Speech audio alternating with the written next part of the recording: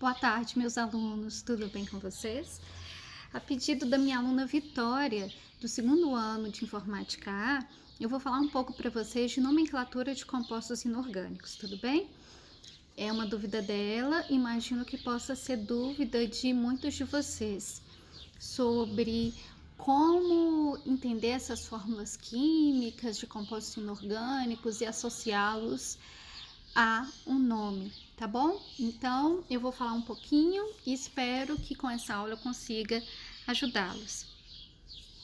Então, eu vou começar a falar um pouco sobre ligações químicas. A gente vai começar falando da ligação iônica. Gente, na ligação iônica, o que a gente tem? A gente tem interação entre íons. Um íon com carga positiva, que é chamada de cátion, e um íon com carga negativa, que é chamado de ânion. Como que acontece essa formação de íons? Gente, então, olha, aqui a gente tem a representação da formação do cloreto de sódio. Então, aqui, inicialmente, a gente tem a representação do átomo de sódio. O sódio, na sua última camada, que a gente também chama de camada de valência, olha só, ele tem somente um elétron. Esse sódio, ele perde um elétron e quem recebe esse um elétron é o átomo de cloro. O cloro, ele é um elemento, ele é um átomo que está presente, que é um elemento que está ali na família dos halogênios, certo? Que é a família chamada também de 7A. E o cloro, olha, ele tem 7 elétrons na sua última camada, que é a camada de valência. Então, pela teoria do octeto, olha, o cloro, para completar 8, ele precisa de ganhar um elétron. E ele recebeu um elétron do sódio. O sódio, quando ele doa um elétron, olhem lá, a camada anterior dele, ela tem 8 elétrons, certo? Então, os dois atingiram o octeto, que dá estabilidade para o átomo. Então, a gente tem agora o íon sódio, sódio mais um. Por que o sódio, agora a gente fala que ele virou um cátion, ele tem uma carga positiva? Porque o sódio perdeu um elétron. Um elétron tem uma carga negativa, certo? E no sódio agora vai passar a sobrar uma carga positiva mais de onde? Lá do núcleo. Vocês lembram? Olha, em um átomo a gente tem neutralidade de cargas. A quantidade de prótons é igual à quantidade de elétrons que estão em volta desse núcleo no átomo, certo? Então, olha, um átomo ele é neutro. Agora, os íons não são neutros. Por quê? O que acontece nos íons? Ou eles perdem elétrons. Quando se perde elétrons, a gente vai ter cátions, carga positiva, tudo bem? Perdendo um elétron, vai sobrar carga positiva lá no núcleo. Vai ter carga positiva a mais. E quando um átomo recebe elétrons, ele se transforma em um ânion. Então, o ânion tem elétrons a mais do que ele tem de cargas positivas lá no núcleo. Então, ele não vai ser neutro, ele tem cargas negativas a mais, certo? O sódio, olha, então, ele tem carga mais um, tem uma carga positiva. E o cloro, que agora a gente vai chamar de cloreto, que é o ânion, ele tem carga menos um, tem uma carga negativa. Então, conseguiram compreender? Agora a gente tem um íon positivo interagindo com um íon que tem carga negativa. E essa interação entre cargas opostas de íons é o que a gente chama, que mantém esses íons, né, juntos, é o que a gente chama de ligação iônica. Então, aqui a gente tem outra representação, olha, o sódio perde um elétron, quem recebe esse elétron é o cloro, que forma o ânion cloreto, e aí a gente tem o cloreto de sódio, esse sal que é o cloreto de sódio. Mas como que é o cloreto de sódio? Como que ele existe microscopicamente? É somente um cloreto e um sódio juntos ali nessa interação iônica? Não. Então, gente, quando a gente tem um sal, esse sal, ele forma retículos cristalinos. Então, olha, a forma desse retículo vai depender dos íons que formam esse sal. No caso do cloreto de sódio, olha só, a gente tem cubos, tem retículos cristalinos formando cubos, e nesse sal a gente tem interação de vários íons, olha, eu tenho o íon sódio interagindo com íons cloreto, eu tenho íons cloreto interagindo com mais de um íon sódio, tudo bem? Mas o que importa para a gente quando a gente escreve a fórmula de um sal é representar a quantidade de íons que vai tornar aquela unidade ali como uma unidade neutra, com carga total igual a zero, certo? Porque carga não é criada e nem é perdida. Se eu tenho alguém que ficou com carga positiva, foi porque ele perdeu elétrons. E quem recebeu esse elétron vai ficar com carga negativa, entendem? Então, aqui, gente, olha, aqui a gente tem um retículo cristalino, que é o cloreto de sódio. Mas na hora de representar o meu sal cloreto de sódio em uma fórmula química, vamos lá, ó, eu represento só um sódio e só um cloreto, como tá aqui, ó, na primeira linha, tudo bem? Porque um sódio com uma carga positiva neutraliza essa uma carga negativa de um cloreto. E se a gente soma esse total de cargas aqui, vai dar zero, tudo bem? A gente tem o princípio da neutralidade de cargas, da eletroneutralidade de cargas, tudo bem? Gente, como que a gente tem a formação de uma ligação iônica? Então, uma ligação iônica acontece entre metais. Os metais vão formar os cátions. Os metais têm tendência a perder elétrons. Então, aqui nessa tabela, a gente tem, ó, mostrando os metais das famílias 1A, 2A e 3A. Eles perdem elétrons e se transformam em cátions. E quem vão ser os ânions? Os ânions vão ser, olha, os não metais que vão receber elétrons, não metais ou ametais, vão receber esses elétrons dos metais. Então, uma ligação iônica é formada entre um metal e um ametal, tudo bem? O metal será o cátion e o ametal vai ser o ânion. E aí, gente, olha só, eu tenho um composto iônico quando eu tenho pelo menos uma ligação iônica nesse composto. Então, ali, ó, o primeiro exemplo é o cloreto de sódio. A gente tem interação entre íons simples. O sódio é um íon simples e o cloreto também é um íon simples. Aí, ali embaixo, eu tenho um exemplo que é o nitrato de sódio, olhem bem. Então, eu tenho um sódio interagindo com um que se chama nitrato. Esse íon nitrato, olha, ele tem ligações covalentes entre átomos de nitrogênio, entre o átomo de nitrogênio e átomos de oxigênio. Só que esse conjunto de átomos tem um elétron a mais.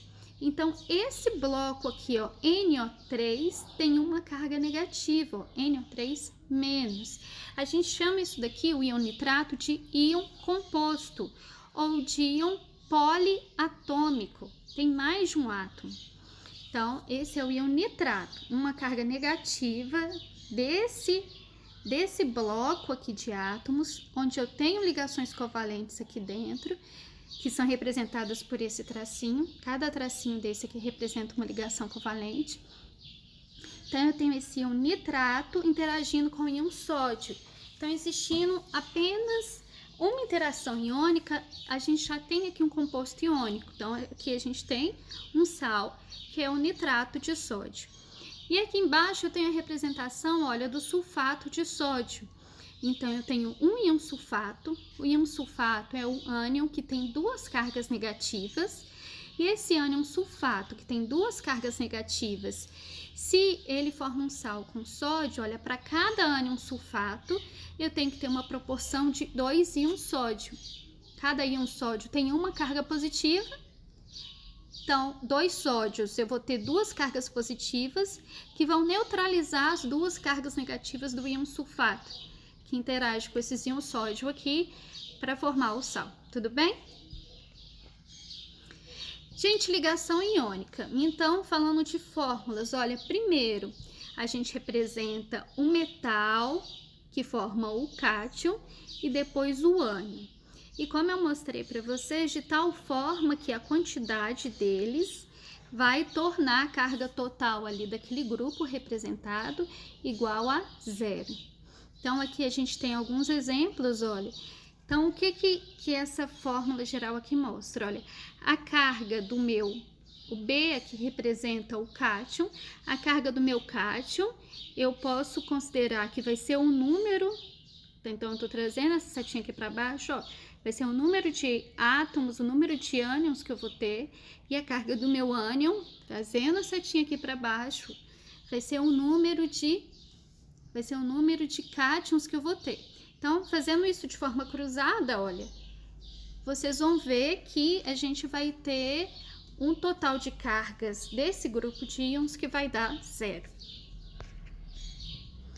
Gente, falando um pouquinho de ligação covalente. O que é ligação covalente? Na ligação covalente, gente, existe o compartilhamento de elétrons. Então, dois átomos se ligam e eles vão compartilhar esses elétrons dessa ligação.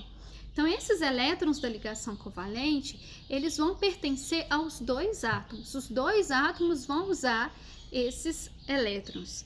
Então, a ligação covalente acontece entre dois elétrons e eles são compartilhados entre os núcleos dos dois átomos que fazem essa ligação covalente. Então, nessa representação aqui, olha, eu tenho a ligação covalente de dois átomos de hidrogênio. O hidrogênio só tem um elétron. Para adquirir estabilidade, ele precisa de ficar com 2 elétrons e se igualar, então, ao hélio, que é um gás nobre. Então, olha, quando um hidrogênio se liga a outro hidrogênio, ele passa a ter 2 elétrons. E esses 2 elétrons vão pertencer agora aos 2 átomos de hidrogênio. Eles compartilham esses elétrons. Os elétrons são dos dois, os dois usam eles. Tudo bem? Então, ligação covalente. Gente, entre quais átomos acontece a ligação covalente? Então, a ligação covalente, gente, acontece entre átomos que têm tendência, precisam de ganhar elétrons para adquirir a estabilidade. Então, essa ligação covalente acontece entre hidrogênio e entre os átomos que são os semimetais e os ametais. Aqui, gente, eu tenho representação da ligação covalente. A ligação covalente a gente pode representar por 2 bolinhas. Então, essa é a representação de Lewis. Então, um hidrogênio ligado a outro hidrogênio. Aqui, ó, entre os 2 hidrogênios eu tenho 2 bolinhas. Cada bolinha representa um elétron compartilhado. Então, um átomo de cloro ligando a outro átomo de cloro. Ligação covalente, essas 2 bolinhas aqui entre os átomos de cloro. Então, aqui é a representação da molécula de água, olha, ligação covalente entre hidrogênio e oxigênio na água. E a gente tem aqui ainda a amônia e a gente tem ainda o gás metano. Além de representar a ligação covalente por 2 bolinhas, a gente pode representar a ligação covalente por um único traço. Então, olha, a gente tem a representação abaixo dos traços, gerando, né, as fórmulas estruturais de traço, e cada traço desse representa que ali é compartilhado 2 elétrons, né? E aquilo é uma ligação covalente. Gente, então, quando a gente tem ligação covalente, além de ligação simples, que é uma única ligação entre 2 átomos, a gente pode ter ligações duplas. Aqui, olha, na molécula de gás carbônico ou dióxido de carbono. A gente tem 2 ligações covalentes entre carbono e oxigênio. Entre os dois, entre o carbono e o oxigênio, entre o carbono e o outro oxigênio. Então, olha, e assim, gente, a gente tem o octeto satisfeito para esses átomos. Olha, então a gente tem aqui o gás cianídrico. Entre carbono e nitrogênio, eu tenho 3 ligações covalentes. Essas 3 ligações covalentes entre um átomo e outro, a gente chama de ligação tripla. Aqui no gás oxigênio, olha, eu tenho uma ligação dupla. No gás nitrogênio, eu tenho uma ligação tripla. E aqui nessa molécula orgânica, que é o formaldeído, ó, tem uma ligação dupla entre carbono e oxigênio e ligações simples entre carbono e hidrogênio. Gente, ligação covalente. Então, dando um pouco mais de detalhe. Na ligação covalente, a gente pode ter um compartilhamento de elétrons em que um átomo doa um elétron e outro átomo doa outro elétron. Cada átomo doa um elétron. Mas não precisa de ser necessariamente assim. Existe ligação covalente quando um único átomo doa 2 elétrons para outro. E agora esses 2 elétrons pertencem tanto ao átomo que doou como ao átomo que recebeu. Então, observem aqui, olha, a formação do dióxido de enxofre. O enxofre está aqui, 6 elétrons na sua última camada de valência. Ele precisa de mais 2 para completar 8, o octeto. O oxigênio também tem 6 elétrons na sua camada de valência. Ele também precisa de mais 2 para completar 8. Como que vai ser formada essa substância aqui, as ligações químicas entre os átomos? Olha, aqui, o primeiro oxigênio representado aqui, vai fazer 2 ligações covalentes com enxofre. O oxigênio cede um elétron, enxofre outro elétron. O oxigênio um elétron, enxofre outro elétron. Então, a gente tem uma ligação dupla entre oxigênio e enxofre.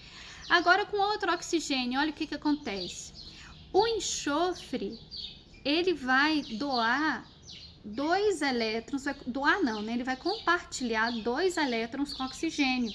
Então, ele compartilhou os 2 elétrons com oxigênio e a gente formou uma ligação covalente. Então, eu posso ter um elétron vindo de um átomo e outro de outro, ou eu posso ter os 2 elétrons vindo de um átomo só, né, existindo espaço para o outro átomo receber esses 2 elétrons ali e formar uma ligação covalente. Então, aqui no final, olha, a gente vai ter um enxofre com 1, 2, 3, 4, 5, 6, 7, 8 elétrons e cada oxigênio com 8 elétrons, se a gente considera o compartilhamento de elétrons que existe aqui nessa ligação covalente.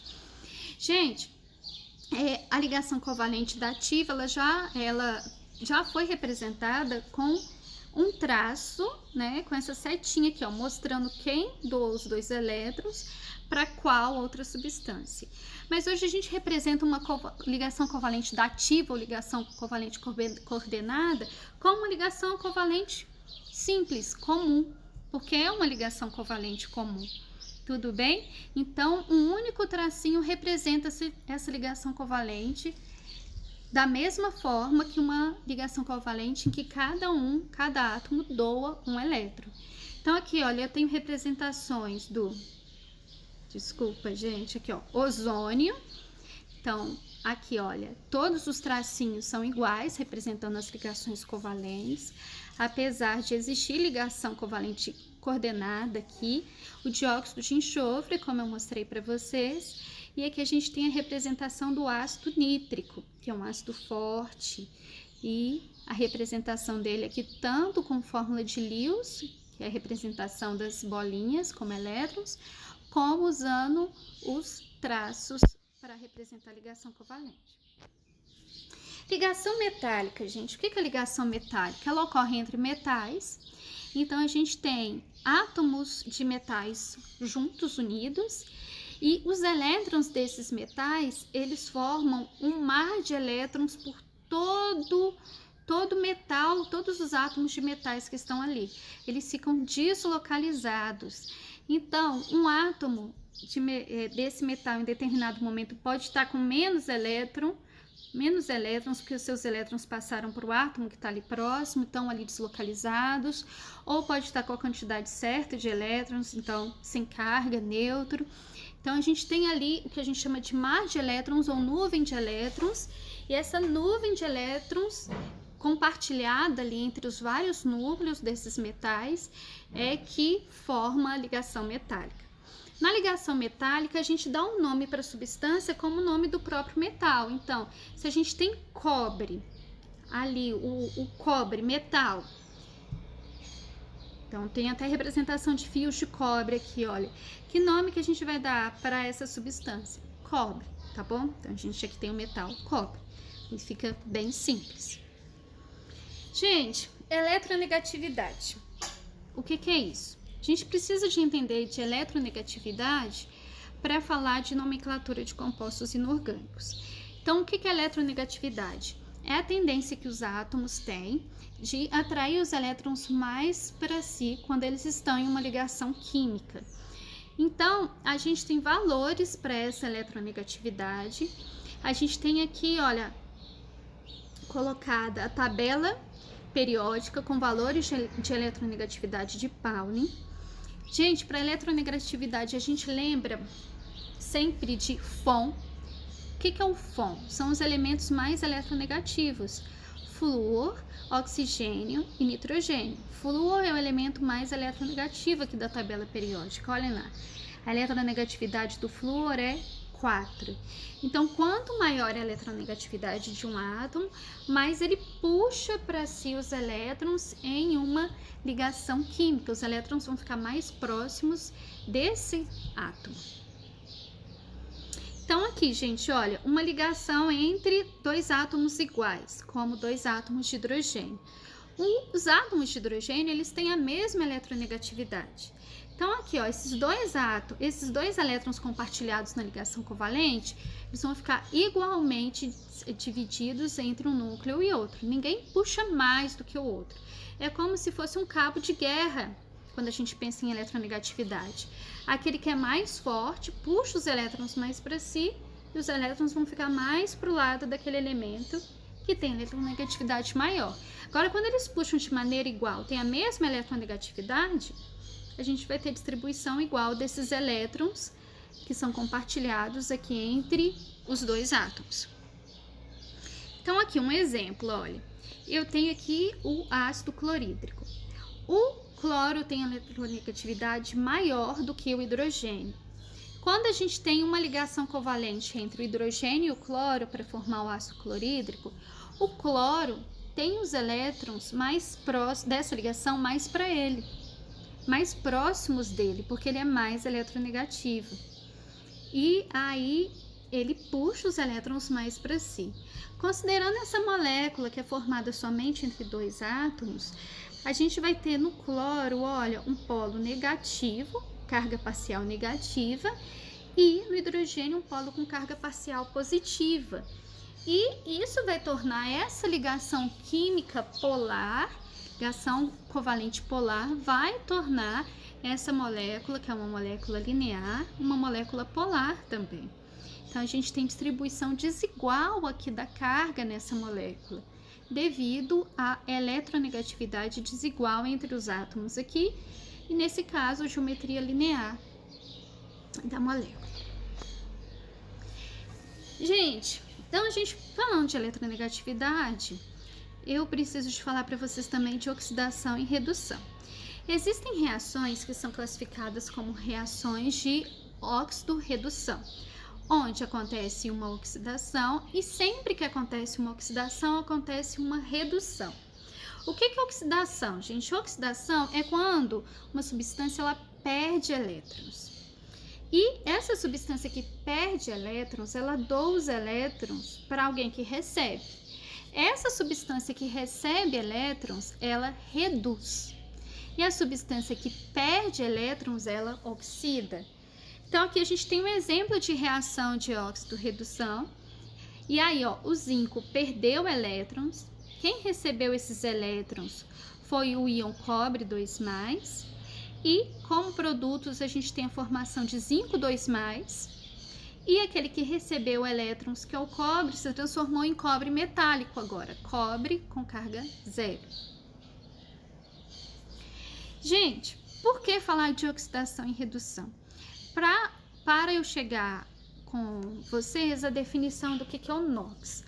NOx é uma abreviação que significa número de oxidação.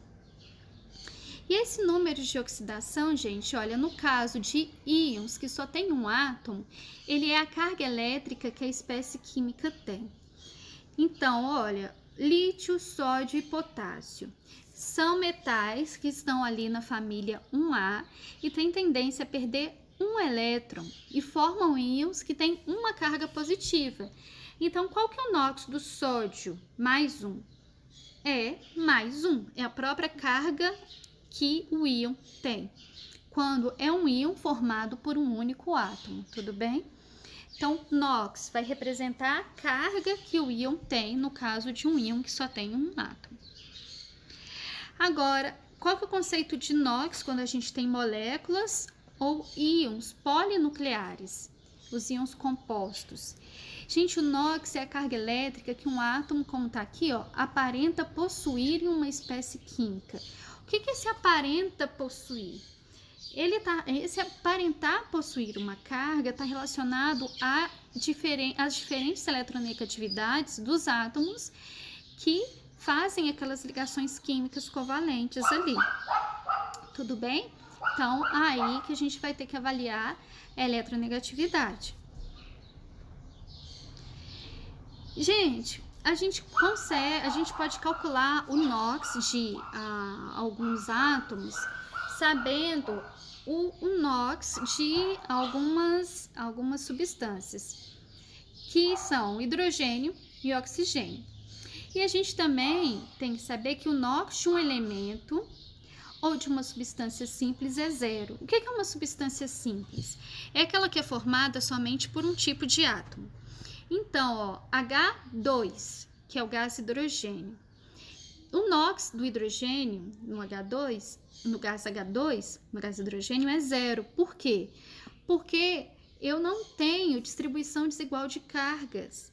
O NOx de cada hidrogênio, a eletronegatividade de cada hidrogênio é igual, é o mesmo átomo. Então, a gente não vai ter um elétron mais deslocado no sentido de um átomo ou do outro. Tudo bem? Então, o NOx de uma substância simples é uma substância formada pelo mesmo tipo de elemento, ele é zero. O NOx de um elemento, como se a gente falar de cobre metálico, ele é zero, ou prata metálica. Agora, gente, para fazer esses cálculos, para a gente descobrir o NOx de outros átomos em substâncias, a gente tem que considerar que o NOx do hidrogênio é mais 1. Hidrogênio geralmente perde em termos de eletronegatividade. Ele tem eletronegatividade menor do que os outros átomos com quem ele faz ligação química. E o NOx do oxigênio a gente vai considerar ele como menos 2. O oxigênio, ele tem eletronegatividade alta, ele geralmente ganha, ele só não ganha do flúor. Ele vai ganhar dos átomos que ele faz ligação química. Então, ó, o NOx do oxigênio geralmente é menos 2. Nos peróxidos, o NOx do oxigênio vai ser menos 1. Cálculo do número de oxidação. Então, vou ensinar para vocês como fazer esse cálculo, olha. Então, tá aqui, ó. Calcule o NOx do nitrogênio na molécula de HNO3. Esse é o ácido nítrico. Como resposta, a gente vai encontrar mais 5. Como que a gente vai fazer esse cálculo? Olha, vocês têm que saber que a soma dos valores de NOx de todos os átomos em uma molécula, ela vai ser 0. Então, uma molécula, gente, ela não tem carga. Então, se eu somar os NOx de cada elemento aqui nessa molécula, a soma desses valores tem que dar 0. Ok? Então, no final dessa aula, eu vou fazer um vídeo mostrando para vocês o cálculo no quadro. E a gente volta nisso daqui.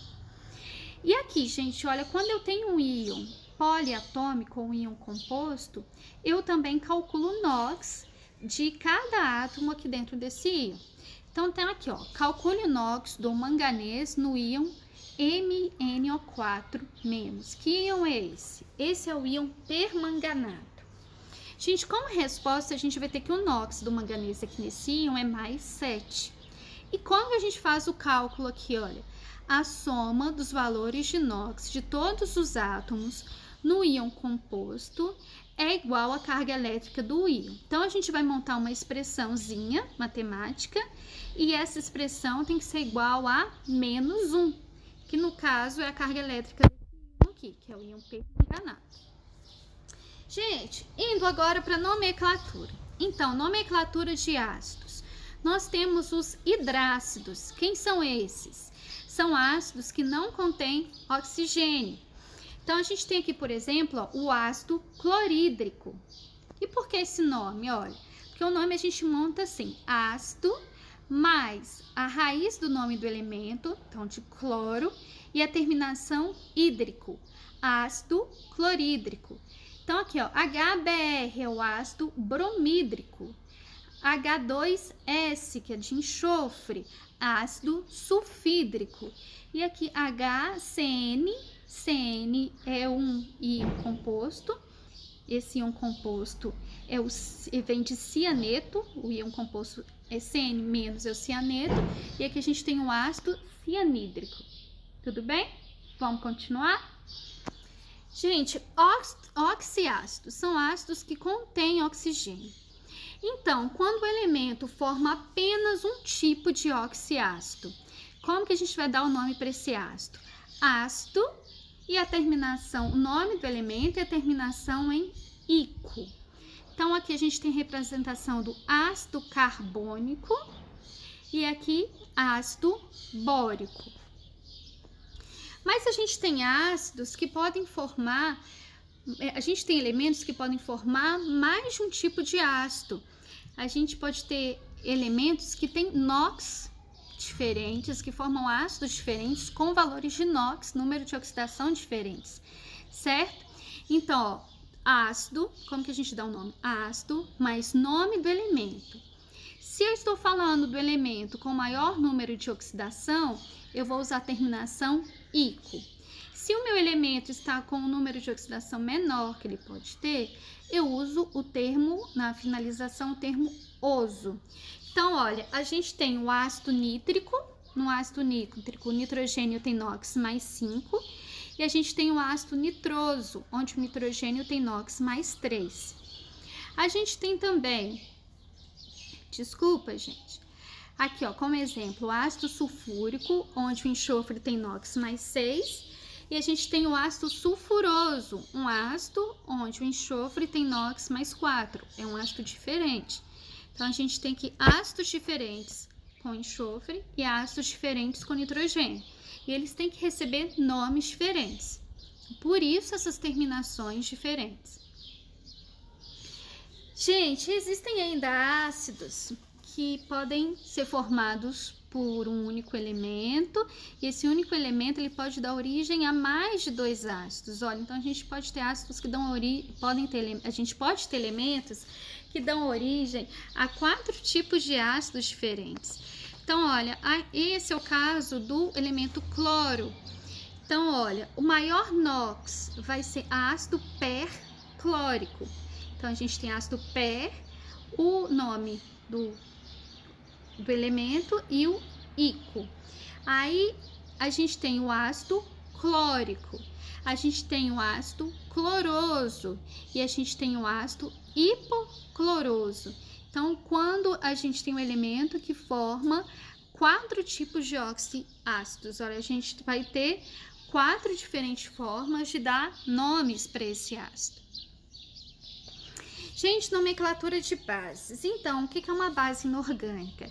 As bases inorgânicas têm o ânion hidroxila, certo?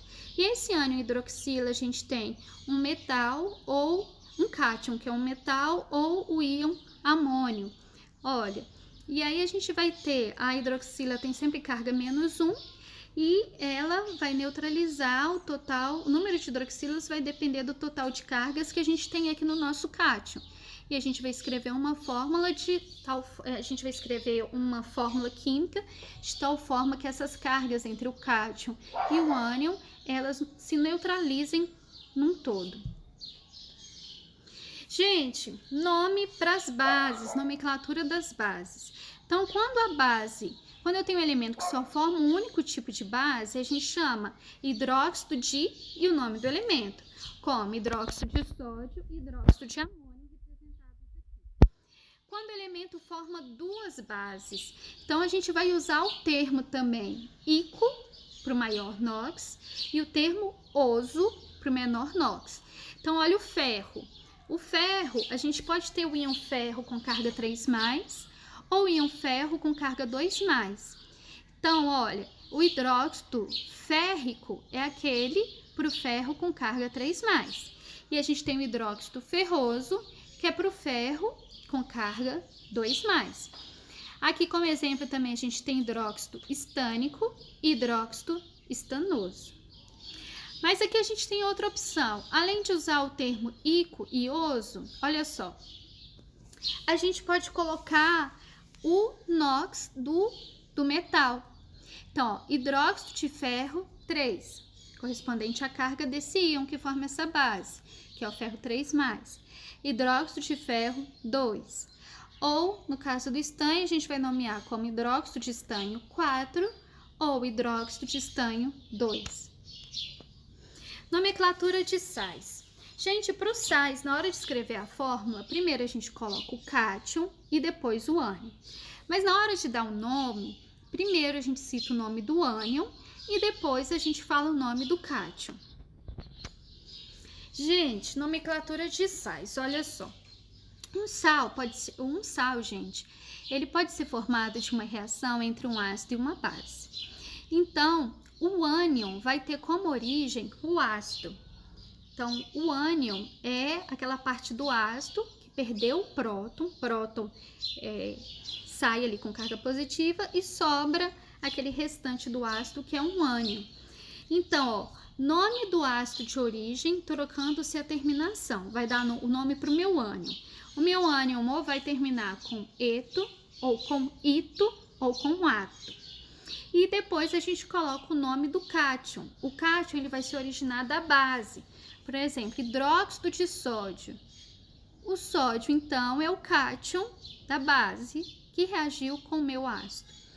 Então, aqui, gente, o ácido, olha, se ele termina com hídrico, como ácido clorídrico, o ânion que vai ser formado do ácido clorídrico vai receber como terminação de nome o eto. Então, ácido clorídrico forma o ânion cloreto. Se o ácido ele vai ter a terminação de oso, como ácido nitroso, ele vai formar para mim um ânion que tem a terminação ito. Então, no ácido nitroso, quando a gente forma um ânion a partir do ácido nitroso, eu tenho formação de nitrito. E ácido que termina com ico, como ácido nítrico. O ácido nítrico, quando ele forma um ânion, ele vai formar o nitrato. Entenderam? Então, depende do ácido, que o nome do ânion vai depender do ácido que originou esse ânion. Então, aqui a gente tem exemplos de formação de sais a partir de ácidos e de bases. Olha, aqui a gente tem a formação do cloreto de sódio, veio do ácido clorídrico e do hidróxido de sódio. Aqui a gente tem, ó, nitrito de potássio. Então, ácido nitroso forma o nitrito e o meu cátion é o potássio. E aqui a gente tem o ácido fosfórico reagindo com... Só um instante, gente, probleminha aqui. Ácido fosfórico reagindo com hidróxido de cálcio e aqui a gente tem o fosfato de cálcio, tudo bem? Então, ânions com terminação em eto, alguns com terminação em ito e alguns com terminação em ato. E nomenclatura de óxidos, gente, os óxidos, quem são? São elementos binários, são compostos binários, em que a gente tem nesse composto sempre oxigênio, e o oxigênio é o elemento mais eletronegativo. Então, aqui no óxido, olha, a gente tem aqui o outro elemento inicialmente, e depois a representação do oxigênio. Então, aqui, ó, óxido de sódio, e aqui o óxido de alumínio. Mas como dar nome para esses óxidos? Então, olha, quando o elemento só forma um óxido, a gente vai falar, como eu falei para vocês anteriormente, olha, óxido de sódio, óxido de alumínio, óxido mais o nome do elemento. Agora, se eu tenho um elemento que pode formar mais óxido, a gente pode usar os termos ico para aquele que tem maior NOx e oso para aquele que tem menor NOx. Então, óxido férrico, como a gente tem exemplo aqui, ou óxido ferroso. A gente ainda pode falar óxido cúprico ou óxido cuproso. E a gente ainda pode usar como números em algarismos romanos o número do NOx do átomo que está ali formando o óxido com oxigênio. Então, óxido de ferro 3, óxido de ferro 2 e óxido de cobre 2 ou óxido de cobre 1. Gente, para óxidos tem outra forma, olha. A gente pode falar citar o número de oxigênios que a gente tem ali e o número do elemento que forma o óxido, né? Então, aqui, ó, trióxido de ferro. Por que trióxido? Porque eu tenho 3 oxigênios. Quando a gente fala dióxido de carbono, que é o gás carbônico, é porque tem 2 oxigênios ligados a um carbono. Então, dióxido de carbono, ok? Quando a gente tem mono a gente não precisa de falar, não, ó, fica subentendido. Então, aqui eu posso falar dióxido de ferro, posso falar dióxido de cobre e aqui, ó, óxido de dicobre. Então, a gente usa os prefixos mono, di, tri para se referir ao número de átomos de cada elemento. Pessoal, então, olha, eu tentei ajudar vocês fazendo uma aula mais curta. Vou mostrar para vocês como fazer o cálculo de NOx, tanto de átomos, tanto em moléculas como em íons poliatômicos ou compostos, e vou associar aqui no final dessa gravação, tá bom? Deem uma olhada lá e vou colocar um exercício também para vocês treinarem, tudo bem? Mas à medida que vocês se familiarizam mais com a química, esses nomes vão ficando mais simples. Eu não acredito que vocês precisam de memorizar todos esses nomes, não. À medida que vocês trabalham mais com a química, isso vai ficando mais claro. Tem alguns íons que são mais comuns, eles vão aparecer mais. São até esses íons que são mais cobrados em provas. Tanto esses íons como nomes de substâncias. E aí, com o tempo, vocês vão ver que vai ficando cada vez mais claro para vocês e que vocês vão saber associar pelo nome quem que é aquela substância, ou até pela fórmula química conseguir compreender qual que é o nome daquela substância, tudo bem? É isso, um abraço, espero que eu tenha ajudado vocês com essa aula. Tchau, tchau!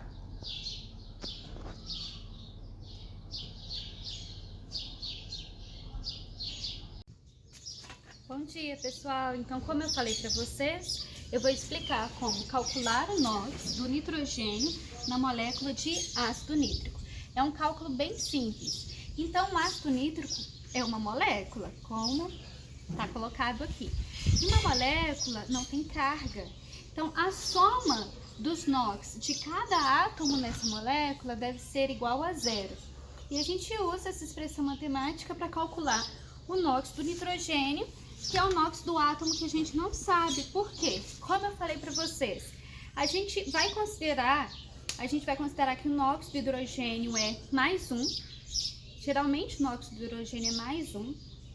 Então, na grande maioria das moléculas, a gente tem hidrogênio com NOx mais 1 e oxigênio com NOx menos 2. Então, a gente vai usar essas regras. E como que a gente vai montar o cálculo, então? Vamos lá. Olha, hidrogênio, eu tenho um hidrogênio só, o NOx dele é mais 1, mais o NOx do hidrogênio, que eu não sei qual é, então vou chamar de X, mais 3 vezes o NOx do oxigênio. Por quê? 3 vezes o NOx do oxigênio, porque eu tenho 3 átomos de oxigênio, então 3 vezes menos 2, não é isso? A gente tem, então, essa expressão aqui, ela tem que ser igual a 0. Então, a gente vai igualar a 0. Igual a 0. Então, agora é só resolver e a gente vai achar o NOx do nitrogênio. Vamos lá? Então, vamos, olha. Aí, a gente tem mais 1, mais x, menos 6, igual a 0. Então, 3 vezes menos 2, menos 6. A gente vai ter que x menos 5 é igual a 0. Então, agora, x é igual a mais 5. Descobri que o NOx do nitrogênio, na molécula ácido nítrico, tem o valor de mais 5. Então, dessa forma, a gente calcula o NOx de átomos que a gente não sabe também, em moléculas, considerando essa regrinha. Eu sei o NOx do hidrogênio e sei o NOx do oxigênio. Então, com isso, geralmente a gente consegue resolver e descobrir o NOx do átomo que a gente precisa. Tudo bem? Então, vamos agora ao cálculo do NOx do íon poliatômico ou do íon composto. que é o íon permanganato. Eu vou colocar aqui.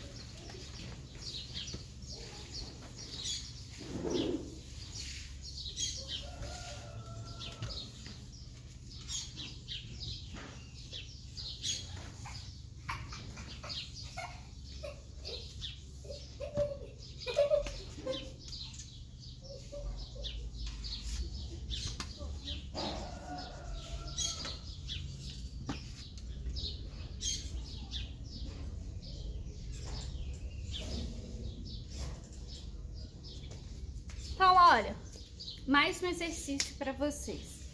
Calcular o NOx do íon manganês calcular o NOx do manganês, do composto manganês, no íon permanganato, que é o íon Mn de manganês, O4-. Gente, aqui a minha igualdade da expressão vai ser igual à carga do meu íon composto. Então, a carga do meu íon composto aqui é -1.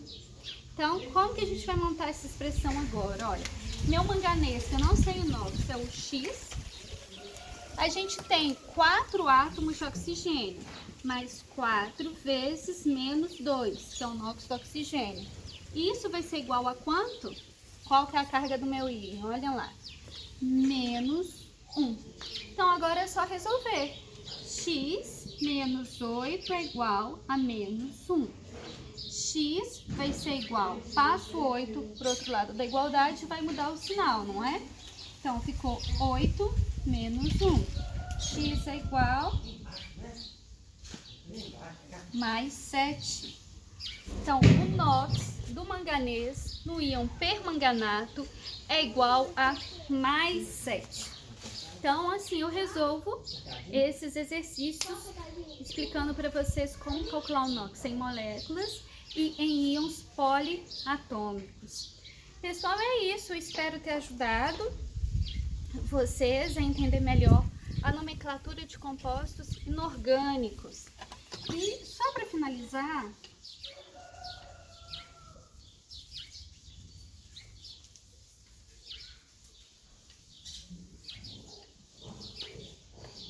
vou colocar algo aqui.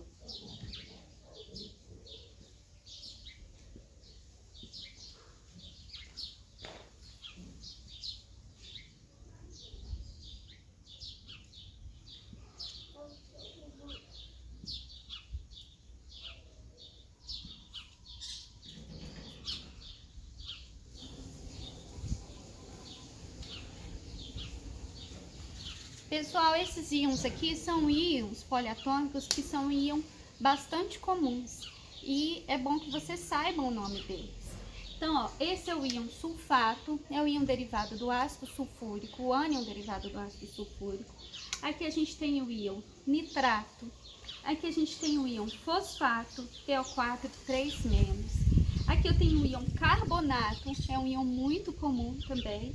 E aqui, como nome comum, a gente tem o íon bicarbonato. Mas a gente pode chamar esse íon também de hidrogênio carbonato. Ele tem ainda um átomo de hidrogênio. Tudo bem?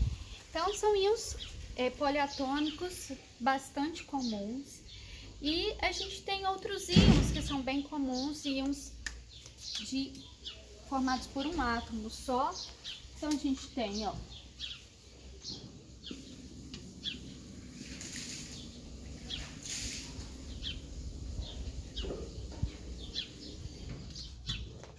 aqui alguns exemplos: cloreto, iodeto, fluoreto, sulfeto. Também são ânions comuns, agora são ânions formados por um único átomo. Tudo bem? Então, só para passar essas dicas para vocês em relação ao nome de íons, que vai ajudar vocês a dar os nomes a compostos inorgânicos e a identificá-los. Pessoal, é isso. Um abraço para vocês. Vou mandar um exercício, faça um exercício. Vou mandar a correção também. E aí, quero ver se vocês conseguiram aprender um pouco mais a entender as fórmulas e o nome dessas substâncias. É isso. Um abraço. Tchau. Até mais.